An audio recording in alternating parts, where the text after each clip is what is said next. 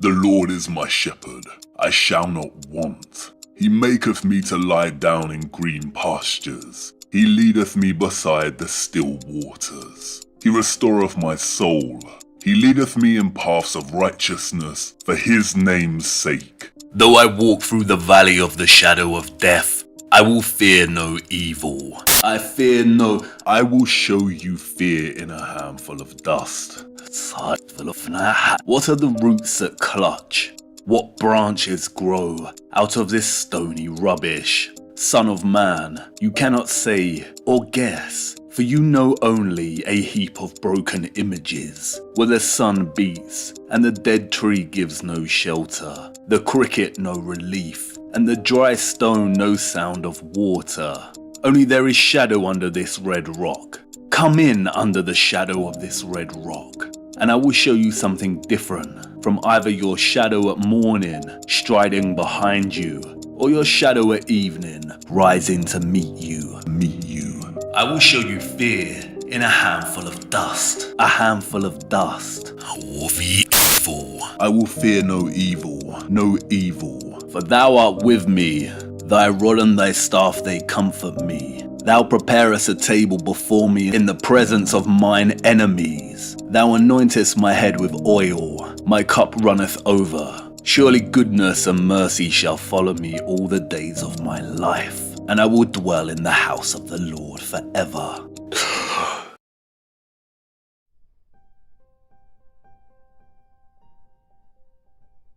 Ah, there you are. Good morning. We're still here stranded, but at least now the sun is rising.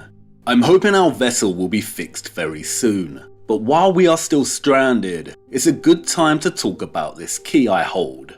This key is a kind of master key, and as we continue in our search for the rest and attempt to unlock certain doors, we will also use this master key to enrich our understanding of certain matters.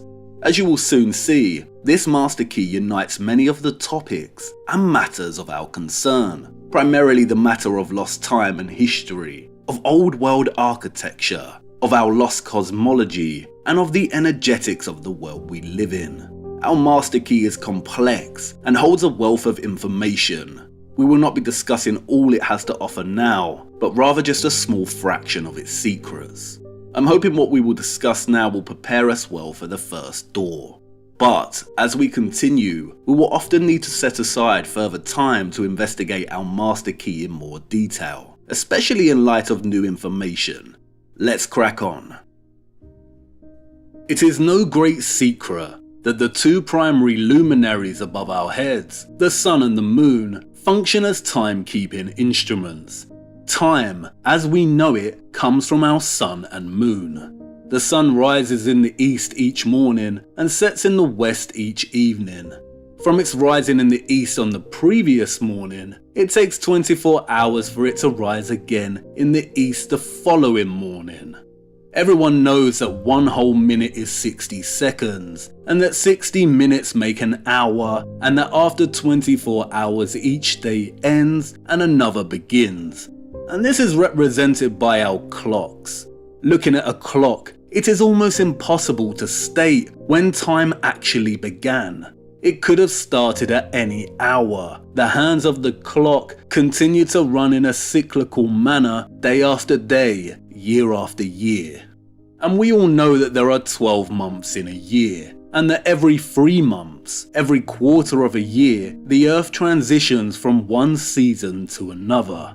Life on Earth begins and renews itself in the spring. The plants on Earth capture our seasons perfectly. They grow in the spring, flourish in the summer, begin to wither and wilt in the autumn, and come winter, the trees are barren. But as we enter spring again, a new year, the plants begin to grow again. Just like the hands of the clock, life continues. It renews and keeps going in a cyclical manner. The great circle of life. All circles have 360 degrees. The diameter of every circle is proportional to the radius. The traditional clock face is a circle of 360 degrees. And in watching the moon, we see the moon takes on a similar pattern as the seasons. Each month begins with a new moon, and as the month progresses, the moon waxes or grows into a crescent, then a quarter, then a gibbous until it finally reaches a full moon. And then as the month continues into its second half, the moon begins to wane, back through a gibbous, a quarter, and a crescent until old, and then the whole process begins again. What the sun and seasons do over the course of a year, the moon does every month, like clockwork. And we live inside of this clockwork. We live inside of God's clock. But in case you hadn't noticed, this clock doesn't run as smoothly as one would expect. God made everything in perfect measure, but for some reason, he assigned 29.53059 days for the moon to complete its phases and 365.2422 days for the sun to journey from one vernal or spring equinox to another. Not only do these figures resist a tidy 360, the degrees of the circle, but they actually resist providing a convenient whole number for us.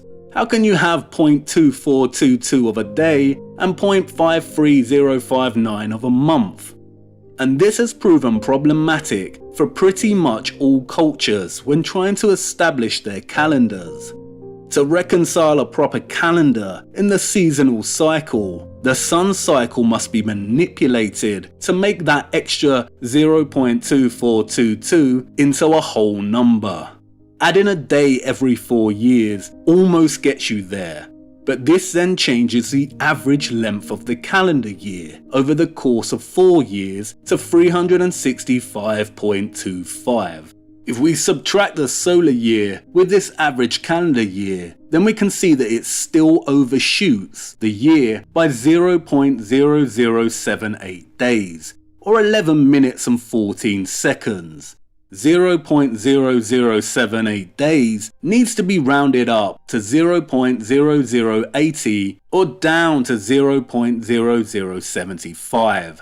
There is always a remainder. To reconcile this issue, those in charge of establishing official calendars employ intercalation. Intercalation in timekeeping is the insertion of a leap day, week, or month into some calendar years to make the calendar follow the seasons or moon phases. In the solar calendars, this is done by adding an extra day to the calendar every 4 years, and we call this a leap year. It's not spot on, but it's close enough. The lunar calendars, in their most common form, intercalate an extra day in the final month of the year 11 times over the course of 30 years.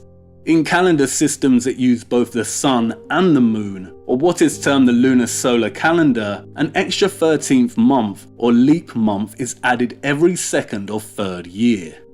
It's all very complicated, and trying to dissect the way our calendars have transformed, manipulated, and misplaced time throughout history induces a swift and sharp headache. Because of the multitude of different calendars established throughout time by diverse cultures, and because ultimately our very own luminaries resist upholding tidy timekeeping behaviours, tracing time back through the calendar is an almost impossible task. If meaning, in the form of writing, is vulnerable to being lost in translation, then recorded time suffers the same susceptibility of being lost in intercalation. How to tell how much time has actually passed if the sun and moon, who inspired the very act of timekeeping in the first place, do not keep tidy time themselves?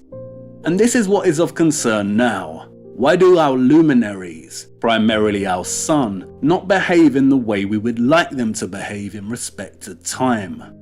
At the end of Volume 1, the moon emerged as an unlikely but central character in our story. But it's now time to turn to another central character, that of the sun, whose importance is, in many ways, even greater. The sun is our master key. In 1999, J.L. Heilbron, professor of the history of physics and astronomy at the University of California, published a very interesting book titled The Sun in the Church.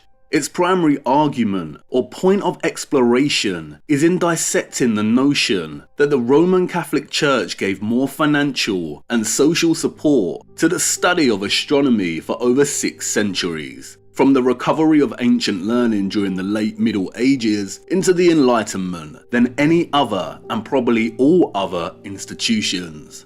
For prominent flat earthers, this statement would be of no surprise. Many have documented just how involved the church and Jesuits became in funding and shaping the heliocentric lie that has now come to have a firm hold over most of us since the beginning of our lives.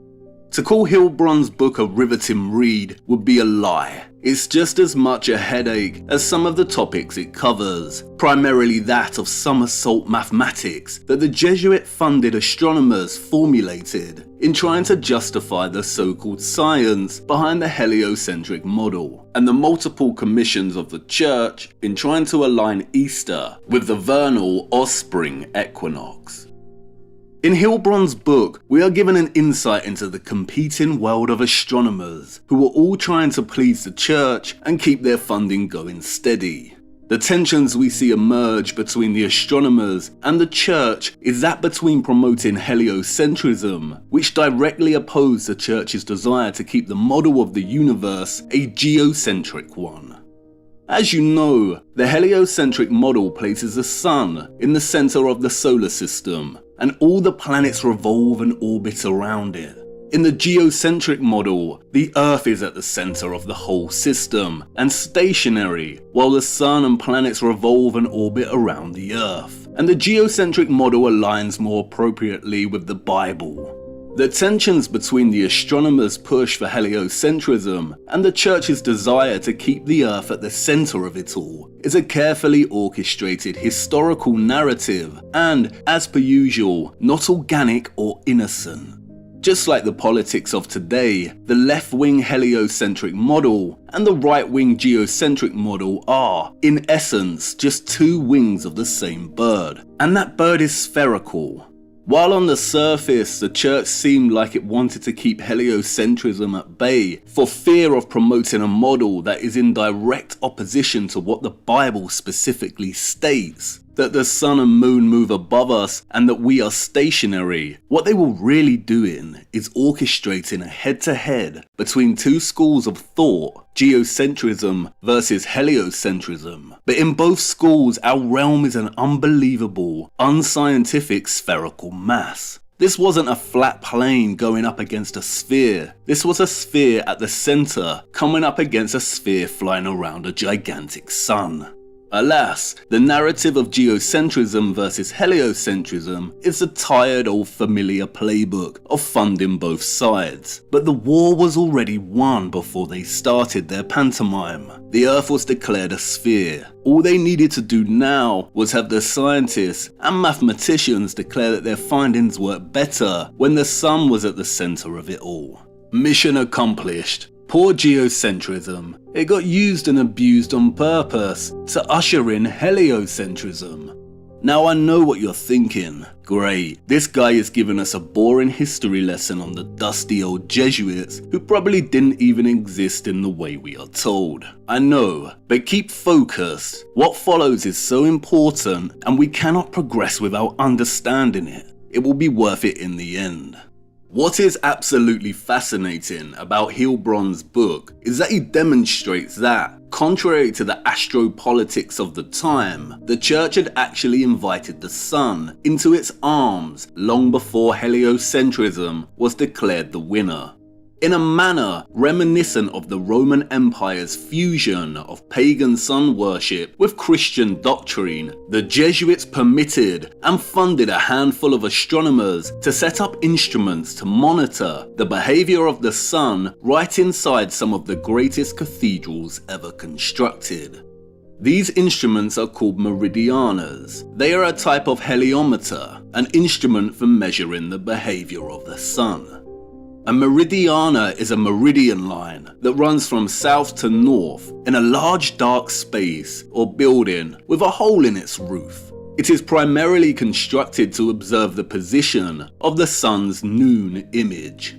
Meridianas are a type of pinhole gnomon. In essence, a gnomon is a simple instrument, usually a stick in the ground, that allows the observer to track the direction and position of the shadows cast by the position of the sun in the sky. This is how sundials work, and in observing the shadows of a sundial, the observer can ascertain what time it is. Rather than a shadow, the pinhole meridiana casts a sunspot or sun image through its hole. This sunspot will fall somewhere on the meridian line, and the sunspot will travel up the meridian until the sun outside reaches the highest point in the sky. When the sun reaches its highest point in the sky, this is what we call its zenith. And when the sun is at its zenith, this is officially solar noon. As the year progresses through the seasons, the height of the sun's zenith at solar noon will change, and so will the position of the sunspot on the meridiana. Please note, I am using the term zenith here to describe the sun's highest point in the sky on any given day. I am not using it in the strict astronomical sense of the sun being 90 degrees above our head. We will get to that much later. The gnomon of Saint Sulpice in Paris is a very famous example of one of these instruments. Here we see the meridian line run across the floor of the church and up to an obelisk. They placed the obelisk here because the church was not long enough to contain the length of the path of the sunspots throughout the year. As you can see from the diagram here, in winter the sunspot will directly hit the obelisk. This is because in the northern hemisphere, during winter the sun's zenith, its highest point at solar noon, is lower in the sky. As the year progresses through to spring, the sunspot will have tracked down from the obelisk and fall on the circle near the middle. This is the marker for the spring equinox. During the spring equinox, the sun's zenith is higher at solar noon than during the winter months. And as the summer begins, the sunspot will have journeyed all the way up to the start of the meridian line here. Solar noon during summer is when the sun reaches its highest point in the sky during its annual journey. As autumn begins, the sun's highest point becomes lower in apparent height, and the sunspot makes its way back to the circle here for the autumn equinox. Now that's great. The astronomers of the Middle Ages and all the way up until the 19th century got their kicks out of creating holes in wonderful structures so they could watch the sunspot dance back and forth throughout the year. But this is not what they were really up to. They were monitoring the position of the sunspot annually and tracking the way it deviated between annual equinoxes and solstices. And maybe you're starting to think, hang on a minute, maybe the narrative is all fake and our advanced historical ancestors, the ones who built these huge structures that acted as energy generators, also made them function as huge gnomons to trap the luminaries. It's a fancy thought, but not quite. Establishing a meridiana was no easy feat. It often required astronomers to commission drastic reflooring of these structures in order to achieve a flat level. Giovanni Cassini's method of leveling the ground is an excellent example. As Hilbrun explains, Cassini dug a ditch along the calculated course of the line, placed a wooden canal in the ditch, and filled the canal with water to provide an accurate level. The irony. The leading historical figures of astronomy had to turn to the immutable and uncurvable nature of water to achieve an accurate level so they could track the movement of the sun. Did they know, or were they just blinded by obsessively looking at the sun? The question we need to ask, however, is why were the astronomers between the 1500s and 1800s obsessively tracking the sun's position during the equinoxes and solstices? We must now turn our attention to what the sun above us is actually doing. And it's time to talk about the obliquity of the ecliptic and the precession of the equinoxes again. Now, I broadly introduced these concepts in our examination of the moon. What I now need you to do is forget everything we explored here and in this model that I presented. We will return to it much later, but for now, forget it. To understand a crucial aspect of our master key, I need to discuss these concepts first of all, and ironically, in heliocentric model terms, and then geocentric plane model terms, or what is referred to as the flat Earth model. What I am going to try and explain now is not hard to get your head around, but it is very complex, and I will try my best. As you know, in the heliocentric model, the Earth rotates on its axis, and in addition to doing this, it orbits the Sun. One rotation on its axis is a day, roughly 24 hours, and one full orbit of the Sun is a year, or 365.2422 days. Instead of the Earth's poles being situated upright on the globe, they are displaced at an angle of roughly 23.4 degrees. This is what we call the axial tilt. The Earth rotates on this axis. In the heliocentric model, the Earth's spin and orbit are not the only movements. There are also 3 Milankovitch cycles, named after the Serbian geophysicist and astronomer who theorized them, which describe the changes in the Earth's movement and the impact it has on seasonality and locality of solar energy. Accepted scientific theory posits that the Earth's axis is slowly changing. According to this theory, there are a handful of ways it is changing, and they are happening simultaneously and slowly. We have already spoken about one of these changes, the first Milankovitch cycle, that of the change in orientation of the Earth's rotational axes, or what is called the precession of the equinoxes.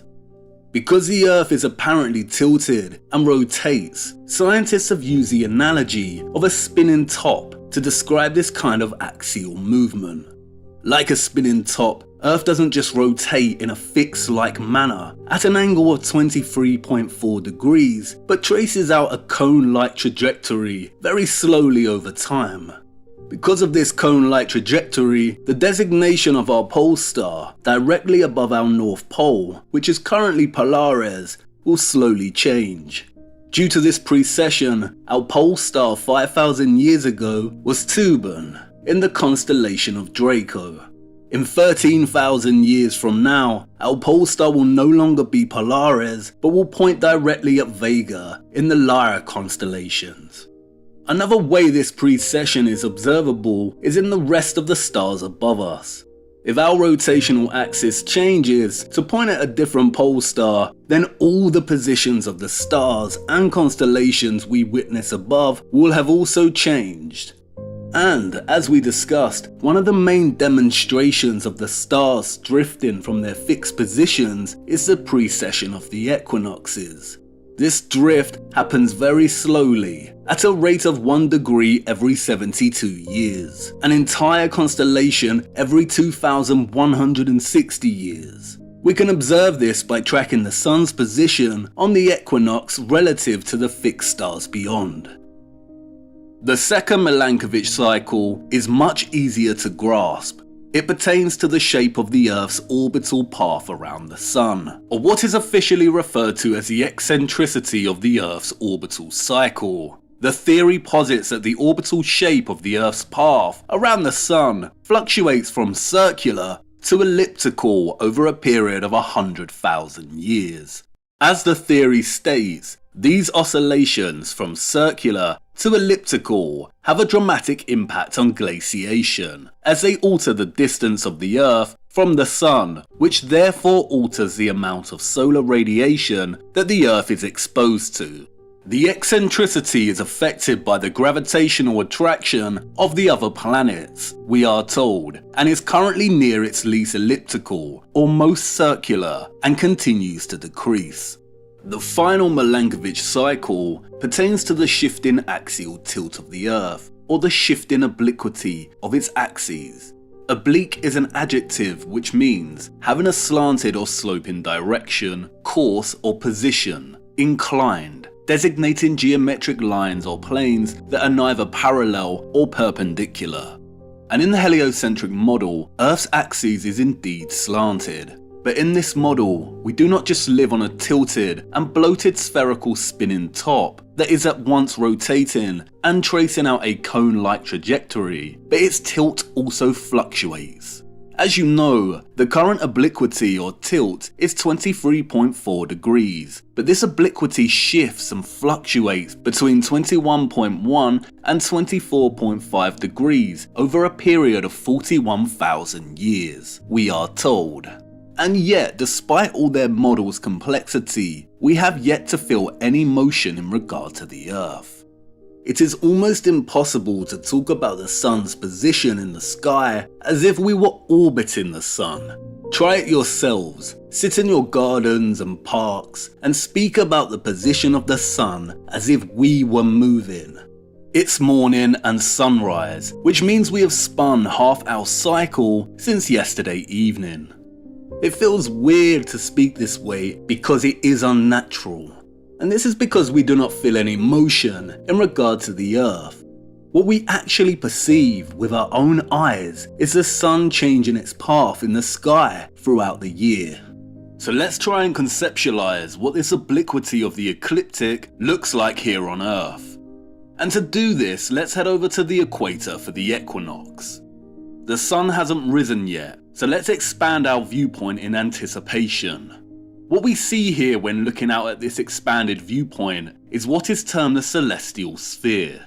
It is an abstract concept and, in the spherical Earth model, surrounds a spinning ball.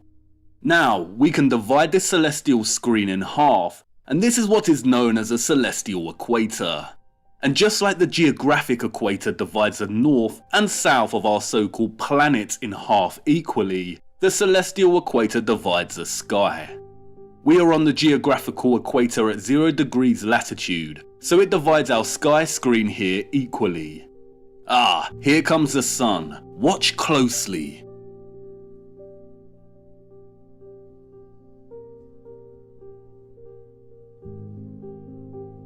As you can see, when positioned on the equator during the equinox, the sun reaches its true zenith, which means it is directly overhead at 90 degrees. As you can also see, the sun travels the celestial equator here perfectly. It is currently 1 PM. It will continue to traverse the celestial equator until it sets.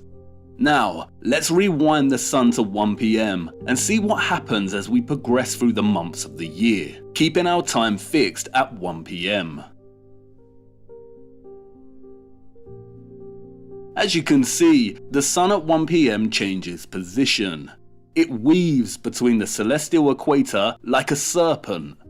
As you can see, the celestial equator remains fixed here, but there is another line carrying the sun. This line is called the ecliptic. And as you can also see, the ecliptic has both northerly and southerly limitations. The sun does not track past this line to the north and this line to the south in its annual journey. These lines mark the tropic lines of latitude, Cancer and Capricorn, which form at 23.4 degrees north and south of the equator. If the ecliptic is the annual path of the sun, then the obliquity is the northern and southern limitations of this path. There is no 23.4 degrees tilt of the Earth, but the sun deviates 23.4 degrees either side of the celestial equator during its annual journey. I understand this is quite hard to visualize, so let's spend some more time on it. To conceptualize this, we will use 4 different points in the year: the equinoxes and the solstices. Here is the path of the sun throughout the day at the equator during the spring equinox. And now the summer solstice. And the autumn equinox. And finally the winter solstice. As you can see, there are 2 forms of motion here in regard to the sun. The first is a daily motion across the sky, and the second is the yearly drifting of this daily motion to the tropic lines of latitude and back. The annual drifting of the sun to the tropic lines is the obliquity of its path. Let's now relocate to 50 degrees latitude in the northern hemisphere and see what this looks like from this location. This is the spring equinox. And now the summer solstice.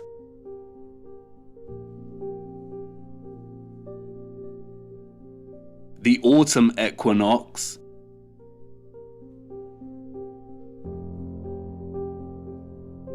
and finally, again, the winter solstice.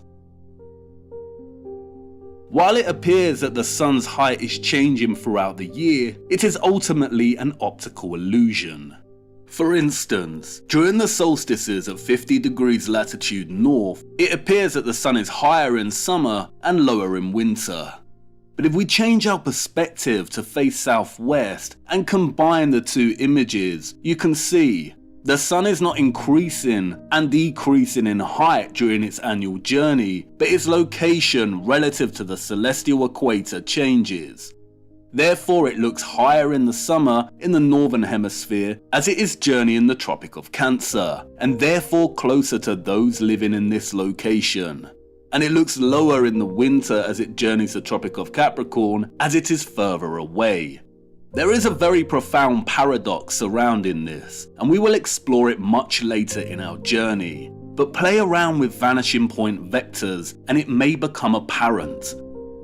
In all its simplicity, the obliquity of the ecliptic is nothing more than the geographic limitations of the sun's annual pathway. And these limitations are located at 23.4 degrees north and south of the equator. And as you saw in this demonstration, the sun's annual journey across its ecliptic pathway forms like a serpent sine wave or energized helix. You can also see that at some point the ecliptic line traverses the celestial equator. This occurs twice a year, and this is what we call the equinoxes. It is the meeting of two lines. And you can see here on the equinox, when the sun is at solar noon, that the cross these lines form visually represents the obliquity of the sun's path. There is a 23.4 degree difference between both the ecliptic pathway of the sun and the celestial equator. This is the obliquity of the ecliptic, or what the scientists have termed E. And it's because of the obliquity, because the sun drifts between the northern and southern tropics annually, that we have changing seasons. The heliocentric model posits that the obliquity of the sun's apparent pathway in the sky above us is due to the Earth's axial tilt. In this model, the seasons occur because of the tilt of the Earth. For instance, as the Earth journeys away from the spring equinox, the northern hemisphere tips more towards the sun due to the axial tilt. This means it is summer in the northern hemisphere. As the Earth rotates, the angle of its tilt changes, and therefore the seasons begin to change because of the variations in solar light and radiation hitting the northern and southern hemispheres. In the flat Earth model, it is the sun that is moving above us. This model attempts to capture the sun's path and its obliquity through the concept of a spiral coil. From the equator, the sun spirals inward until it reaches the Tropic of Cancer north at 23.4 degrees latitude. It then spirals outward back to the equator for the equinox, and then keeps going until reaching the Tropic of Capricorn south at 23.4 degrees latitude.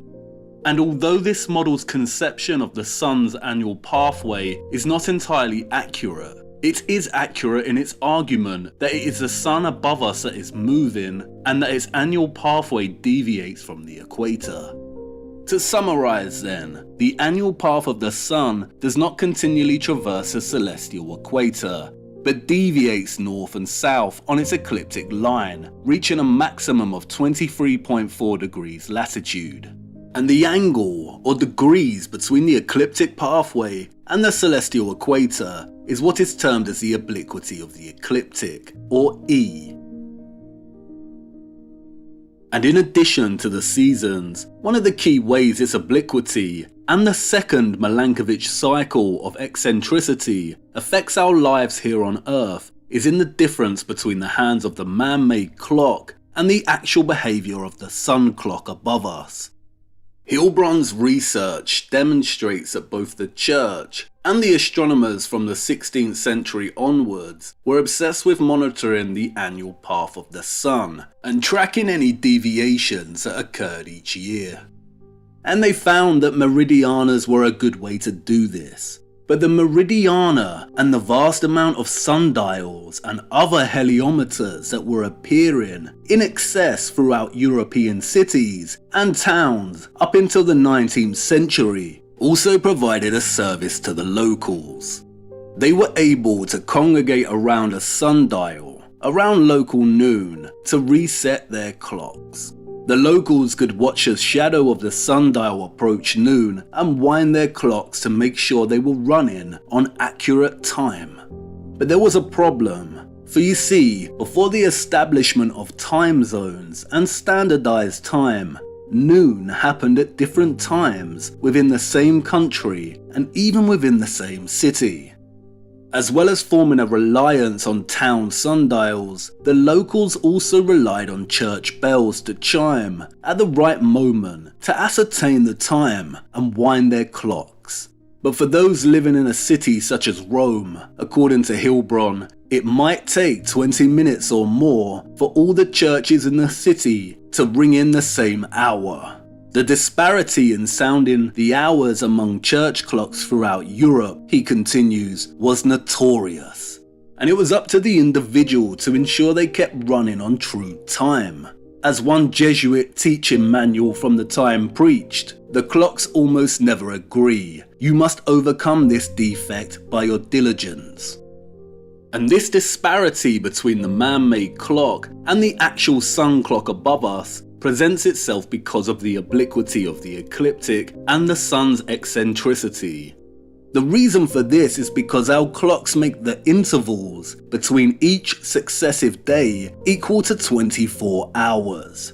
If it is noon on a Tuesday, then you can guarantee that in 24 hours time, your wristwatch will tell you it's noon on a Wednesday. Our clocks are regular and standardized. If you look at your wristwatch and see that it is 9 PM on a Friday, then you can feel reassured that 24 hours later, the hands will be striking 9 PM on Saturday. But the sun above us does not act in this regular and standardized manner. For instance, solar noon on the 7th of April occurred at 12:56 PM. But a month later on the 7th of May, it occurred 4 minutes earlier at 12:52 PM. If the sun only journeyed the celestial equator, like it does on the equinoxes, then the sun and the clock would align and solar noon would occur every day at the same time. But because of its obliquity, it slowly starts to fall out of sync with the man-made clock in its annual journey. And as the locals soon found out, the amount of discrepancy between their clocks and the actual time told by the shadows cast from the sun above changed from day to day. The fault was not only in the clock. No matter how accurate its movement, a clock made to tell equal hours throughout the year must disagree with the sun most of the time. And that was fine, as the locals ensured they kept their clocks aligned to the sun. But then another problem arose. As the locals became good at congregating around town sundials and making sure their watch time and the sun time aligned, they would notice that during 2 periods of the year, the shadows of the sundial would move faster and slower than the hands of their clocks. This is the effect of the second Milankovitch cycle, the sun's eccentricity. Because the sun's annual pathway between its tropic limitations is not a true circle, but is slightly elliptical, the sun moves a maximum of 14 minutes slower in February than a man-made clock, and moves at a maximum of around 16 minutes faster than the clock during November. Remember, on the 7th of April, solar noon occurred at 12:56 PM. While on the 7th of November, it occurred at 11:40 AM, a whole 16 minutes faster, including the hour for daylight saving. And that's because the sun's annual pathway between its tropic limitations is not a true circle, but is slightly elliptical, and therefore doesn't move with one regular speed, but speeds up and slows down during 2 times throughout the year. And if you combine both the effects of the obliquity and the eccentricity, you end up with a graph looking like this. The horizontal line here represents our man-made standardized clocks that bring in each new day with 24-hour-long intervals between successive days. But the positive and negative crests of the sine wave here represents the way the sun clock above us deviates from the man-made clock throughout the year. The positive is when the sun is faster than the clock, and the negative is when it is slower than the clock. And the difference between the sun's irregular behaviour and the clock's regular tidy ticking is what is called the equation of time. If you were to set up a camera in the same spot and take a photograph of the sun throughout the year, ensuring that you took the photograph at the exact same clock time each day, you'd witness something very, very special. It's called the analemma. It is one of the most magnificent and mind-blowing phenomena related to the luminaries, and it captures the influence of the obliquity and the eccentricity of the sun's path perfectly. The shape of the analemma, the figure of 8 with uneven lobes, or some might even say the figure of a fish, is a celestial embodiment of the equation of time. If there were no obliquity and eccentricity, and the sun ran as our man-made clocks run, if each interval between successive solar noons was in fact 24 hours, then there would be no analemma throughout the year. The sun would appear at the same point in the sky at the same time of day throughout the year. The analemma would be a dot. If the sun's obliquity, its northern and southern drifting, was still present, but the eccentricity of the path was circular and not elliptical like it is today, then the analemma would be a symmetrical figure of 8, and its southern and northern lobes would be of equal size. And really, the easiest way to demonstrate just how much the obliquity of the ecliptic, the 23.4 degrees drifting of the sun in its annual path to the north and the south, affects our lives on Earth is to imagine if it didn't exist at all. Let's also imagine that the eccentricity was always circular. If we reduce the obliquity to 0 degrees so that the sun's path ran completely perpendicular to the celestial equator throughout the year, then not only would the sun keep tidy time and align with our clocks, but there would be no seasonal fluctuations, and day and night would be equal length, day in, day out, year in, year out. And John Milton, in his epic poem Paradise Lost, theorized that the sun's path in the pre-fallen Edenic world had no obliquity.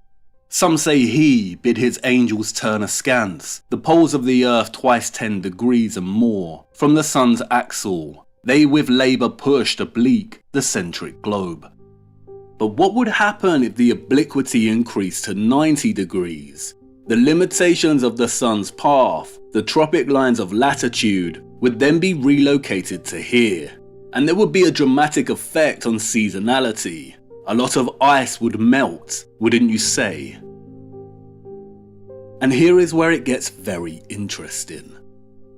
As Hilbrun's The Sun in the Church explores, the Jesuits and astronomers were not just flexing their mathematical prowess in trying to determine whether the Earth orbited the Sun or vice versa.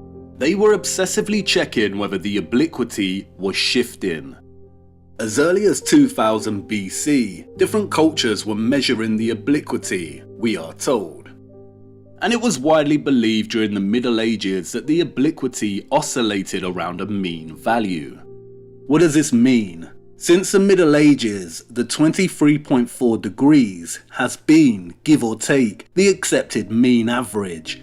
And Milankovitch later hypothesized that Earth's axial tilt varies over a 41,000 year period from 22.1 to 24.5 degrees.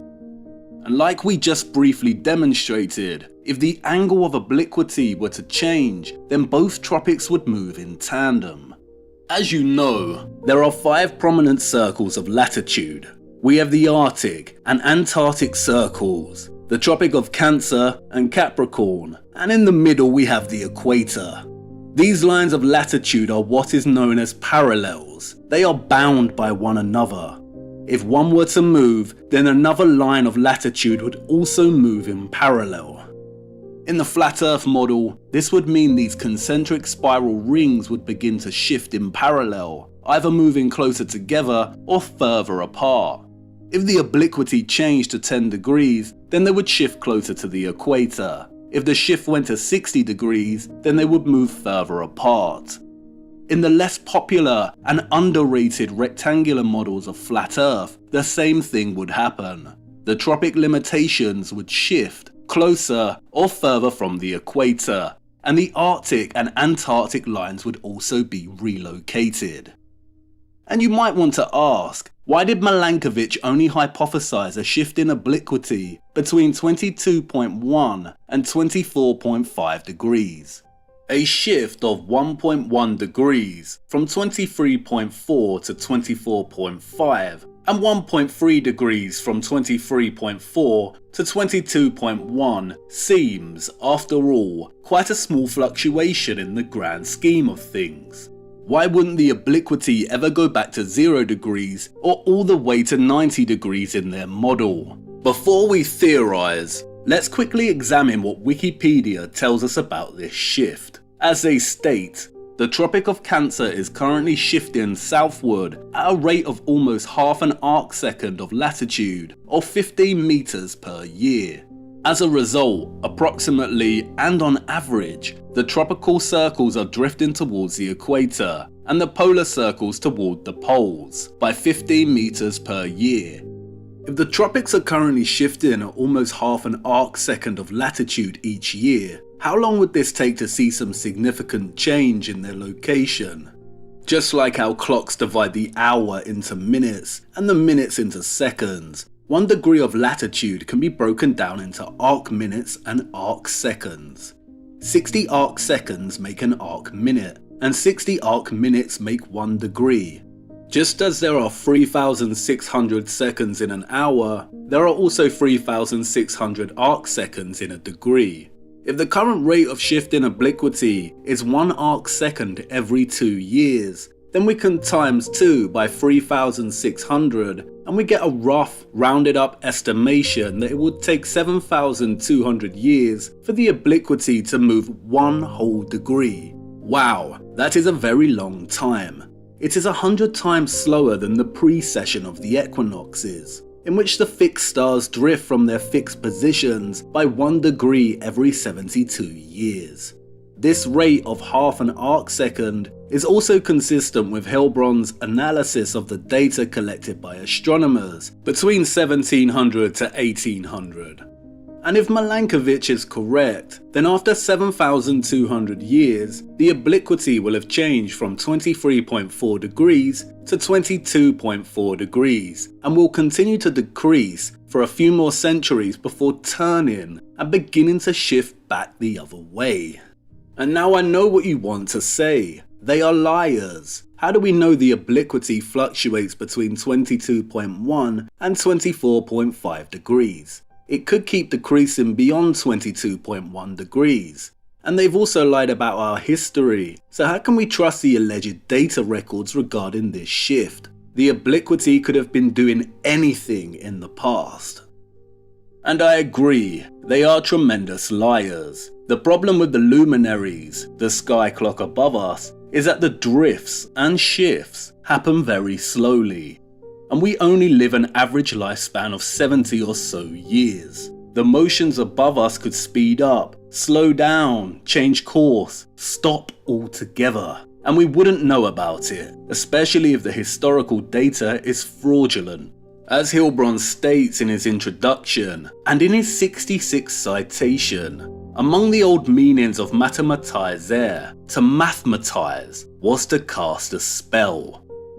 There will be time to let our imaginations run away with themselves, but before that, let me introduce you to the work of George Dodwell. In 1934, Australian astronomer George Dodwell turned his attention to the obliquity of the ecliptic. His investigative research spanned many years and was not published in his lifetime. In his study of various ancient astronomical and solar observatories and the data the ancients collected on the shift in obliquity, Dodwell discovered that the historical data, which dated beyond 2000 BC, deviated from the contemporary average rate of half an arc-second every year, quite significantly. Dodwell collected all historical measurements of the shift in obliquity, scrutinized them, and then presented them in this graph, titled the Curve of Obliquity.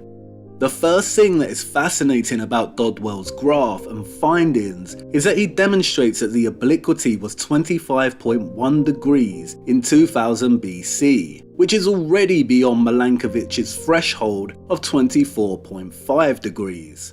Dodwell also demonstrated that as the obliquity declined over the centuries towards the current 23.4 degrees, it formed a very recognizable pattern. This pattern here, Dodwell argues, is evidence of a curve of recovery. What does this mean?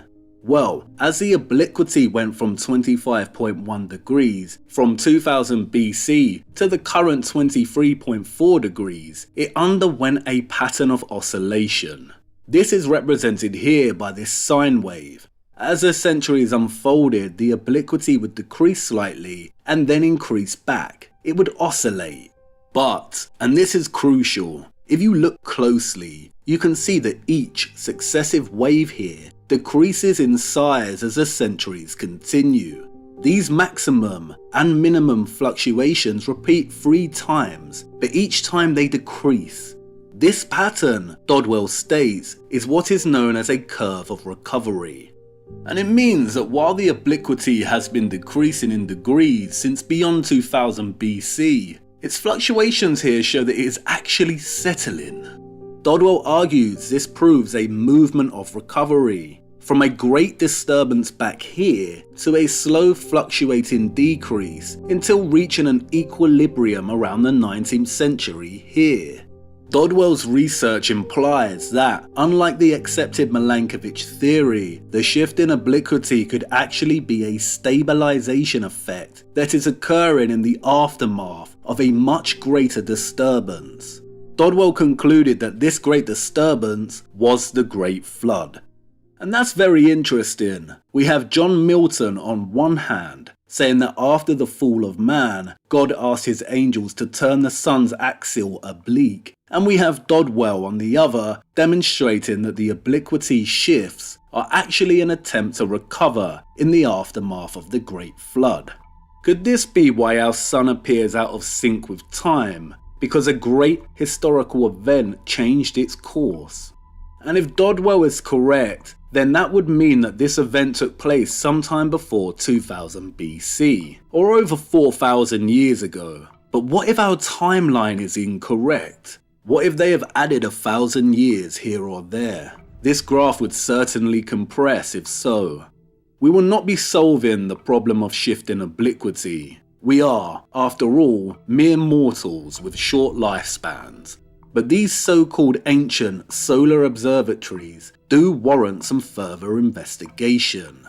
Are they genuine, or just repurposed sites like the cathedral heliometers? I want to show you something now that's quite remarkable. Look.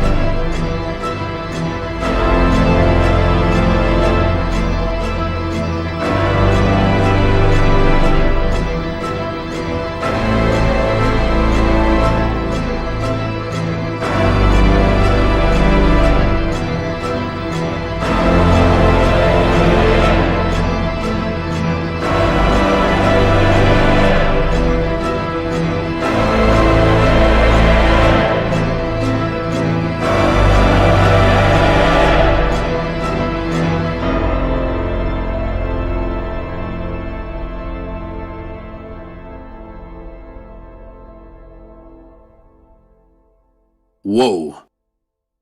As you just saw, many of the so-called ancient monuments of the past still, to this day, perfectly align with the annual equinox and other key dates.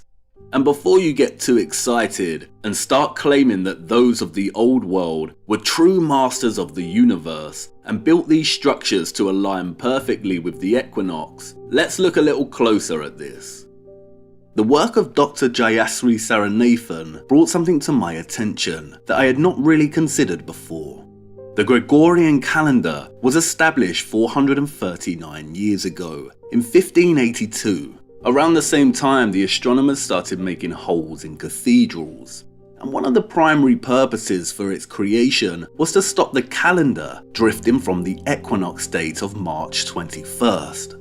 As if things were not confusing enough already, the solar or tropical year is determined by the length of time it takes for the sun to journey from one spring equinox to the following spring equinox. And this amounts to 365.2422 days. But a sidereal year is the time it takes for the sun to return to the same position with respect to the fixed stars beyond. The solar year is 20 minutes shorter than the sidereal year, and they tell us this is because of the precession of the equinoxes. Remember, in this theory, the Earth is tracing out a cone-like trajectory, and because of this, the intersecting point here between the celestial equator and the ecliptic, or what we call the equinox, is supposed to be moving backward or westward at a rate of 1 degree every 72 years. If the sun falls behind by 20 minutes a year, this means it falls behind an entire 24 hours, a whole day, every 72 years. As Saranathan states, it is understood that there is no change in the tropical equinoctial date in the Gregorian calendar. The spring equinox always occurs on the 21st of March, or the 20th to 21st of March. As per precession theory, this date must have drifted by 5.9 days since the inception of the Gregorian calendar, 430 years ago, but it is found to be occurring on the same date. These structures should not align with the March 21st equinox date of today if they were built hundreds, if not thousands of years ago, to align with the equinox date of their time. The brainwashed will shout that this is because the Gregorian calendar is constructed to ensure the March equinox pretty much remains the same, give or take a day or two. But the only adjustment in the calendar is for the leap year. You cannot tell me that these structures align exactly on this date because the calendar computes one leap year every 4 years. If this Mayan pyramid was built over 1,000 years ago, then the calendar date of the equinox should have shifted by 13.8 days. The serpent shadow should not appear in March. If Angkor Wat was constructed 900 years ago, then the date should have shifted by 12.5 days. And what about structures like the Temple of Abu Simbel? Every year, on the 22nd of February and October, this chamber is illuminated by the sun to mark King Ramesses' birthday and coronation. These dates are not on the equinox, and yet they still align today, with a structure that has allegedly held this alignment for thousands of years. And we see the same thing here with Newgrange, a structure that is allegedly 5,000 years old, but still aligns with the winter solstice date year after year. This date should have drifted by 69 days. If Stonehenge was constructed over 4,000 years ago, then the calendar date of the summer solstice should have shifted by 55 days, which means it should occur in April. To think these alignments are all the work of the Gregorian calendar is absurd. No, the only reasonable explanation for this is that the Earth and Sun are bound in their alignment and that there is a complete absence of precession or movement in regard to the Earth. And really, it's marvellous when our two key opponents, that is, his story and heliocentrism, unashamedly enter a stalemate. Mr. Tyson and Mr. Cox want you to believe that not only is our realm a spherical mass that orbits a gigantic sun, which squats stationary millions of miles away, But they also want you to believe that this spherical mass is tilted on its axis, wobbling and precessing. All the while, not one of our senses perceive this motion, and both the ancient structures of the past and the Gregorian calendar prove that there is no axial precession. They prove that the Earth and Sun are bound in their alignment, and it is the Sun that is moving relative to the fixed stars beyond. And then you have the pseudo-archaeologists and pseudo-historians such as John Major Jenkins and Graham Hancock trying to do the damage control. If the Great Pyramid and Angkor Wat have astronomical alignments, then, according to Hancock, this means that they must have been built over 20,000 years ago to align with the precession of the Earth. John Major Jenkins declared that some of these structures and their astronomical alignments mean that they were built as a precessional clock with its alarm set for the 21st century. Yeah, right, it's one of the most ridiculous statements ever made. The Earth is not moving, it is the luminaries that are moving. And there we have it. Are the astronomers lying, or are the historians lying? They have a stalemate, but we have a checkmate. And here is the problem. How genuine are structures like Stonehenge, the Great Pyramid, Angkor Wat, the Temple of Abu Simbel? We do, after all, have proof of them moving and messing with structures like Stonehenge and Abu Simbel. Do you know when Angkor Wat was allegedly rediscovered by the West? In 1860. Why did it need rediscovering? Did you know that Angkor Wat was perfectly replicated for the colonial World's Fairs in Marseille and Paris in the early 20th century, just 60 years after its rediscovery? Just how old are some of these structures, especially the sites that align with the sun? Did you know that many obelisks also functioned as huge gnomons? Even the Great Pyramids themselves, Dodwell writes, were, for practical purposes, essentially gnomons on a gigantic scale. Do you know where they got the inspiration to use the obelisk in St. Sulpice? Ancient Rome. As the legend goes, Augustus erected an obelisk that he stole from Egypt and used it as a huge sundial to express his power and glory. Nothing remains of Augustus's huge sundial today except the obelisk, now moved from its original location. Do you know how many of these structures have been moved, altered, broken, redesigned and repurposed? Have you ever done a tour of the cathedrals in Europe and counted all the instruments they contain that record the movement of the sun? Why and for what? Why do so many cities around the world feature giant obelisks? And I know what you're going to say. It's because those of the old world were the true masters of the universe and built all of their structures in accordance with the luminaries. Again, it's a fancy thought, but no. Many of us have fallen into the trap of underestimating repurposement. Let's briefly recap and see what we have so far. 1. Our sun does not keep tidy time like our clocks, and this is primarily due to the obliquity of its annual path.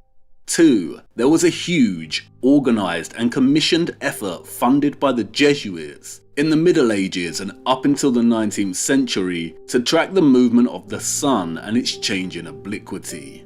And this resulted in the repurposement of many structures. The Gregorian calendar was also established during this time period. 3. No aspect of the heliocentric and Milankovitch theoretical models can appropriately explain why the sun has an obliquity of 23.4 degrees. 4. Dodwell's analysis shows that the sun's shift in obliquity demonstrates a pattern of recovery from a much larger disturbance in the past.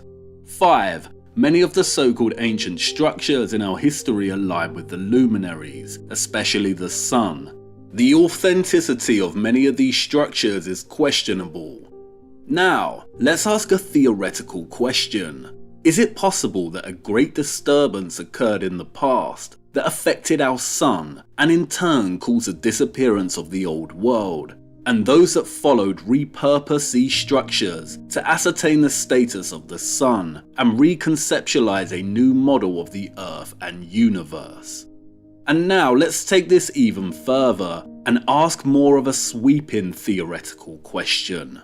What if, like with all world nations, tensions emerged in the old world and there was a war, and that war culminated in a great disturbance that altered the behaviour of the sun, and as a consequence caused a lot of people to vanish? Did a certain faction of people conquer the old world and subsequently come to worship the sun because of this? I sound like a conspiracy theorist, and maybe all we can do is speculate. But have you ever really given concentrated focus to the undeniable prevalence of sun worship throughout our world? And that number, 666, if we subtract 23.4 degrees from 90 degrees, we get 66.6 degrees. Could the origin of that number come from the sun? Did the sun's annual path and its limitations historically extend to 90 degrees? Surely not. The seasons would be very dramatic. But what if the realm is bigger than we know? What are poles anyway? And who worships the sun? What is light? Did all cultures that came before worship the light, or did something else happen? What does it mean to go from dark to light? Why did Joshua ask God to make the sun stand still? And who writes history? Who rewrites, repurposes, appropriates, and destroys history? Those that triumph. Do not underestimate repurposement. And here is one final question, and this question is going to become one of our investigative tools from now on.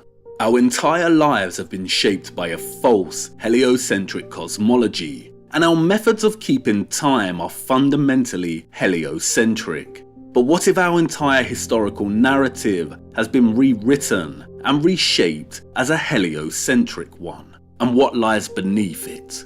Who actually built these clocks? The same people who built the cathedrals, or the same people who repurposed them in honour of the sun? Start looking closer in your day-to-day. Look a lot closer.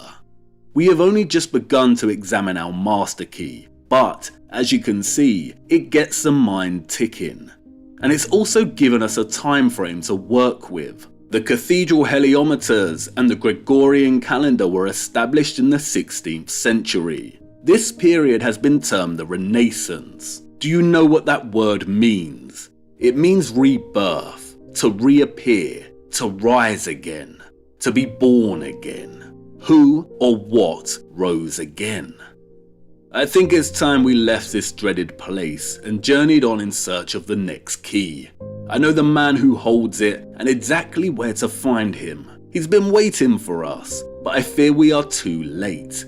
We will have to attempt to go to Siberia later. We have missed our window of opportunity. We have to open this door now because we cannot continue unless we start to grasp the overwhelming complexity of how much they have changed throughout the last 400 to 500 years. Many have sadly underestimated just how enormously our history and the monuments and structures of the past have been repurposed.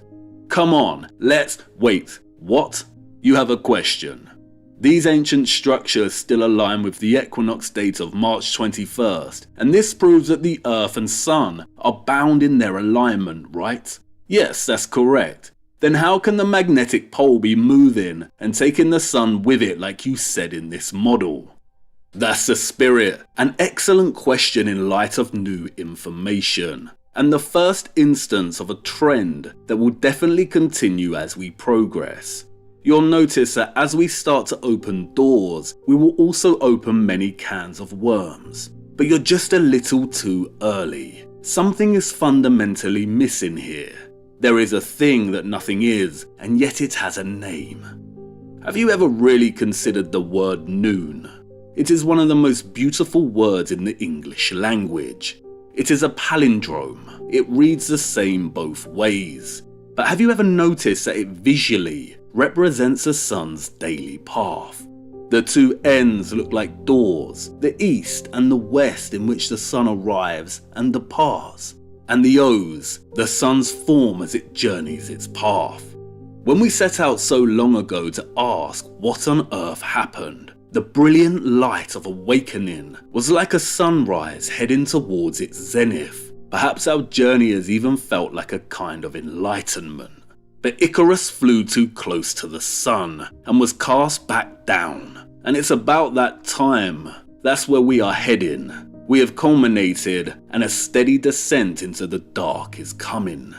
It'll be clear what I mean by this as we continue. And please forgive me, I had to introduce a story this way to open your eyes, and I couldn't have done it any other way. Up until now, I have presented the general consensus on both our hidden history and hidden cosmology, but you're awake now, and as we continue in our quest for the keys, a lot of what we've covered will need to be looked at very critically. And it's better this way. It's better to debunk myself than stomp on others.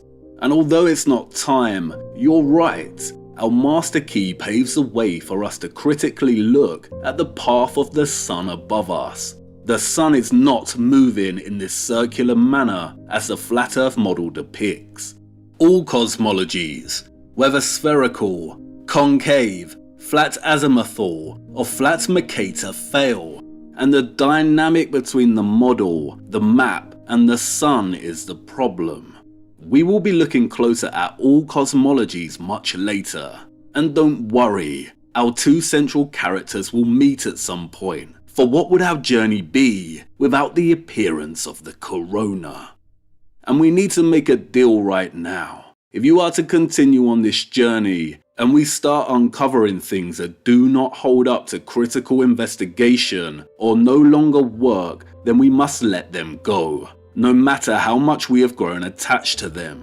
Otherwise we will be carrying baggage, and we cannot afford another crash. So let's shake on it.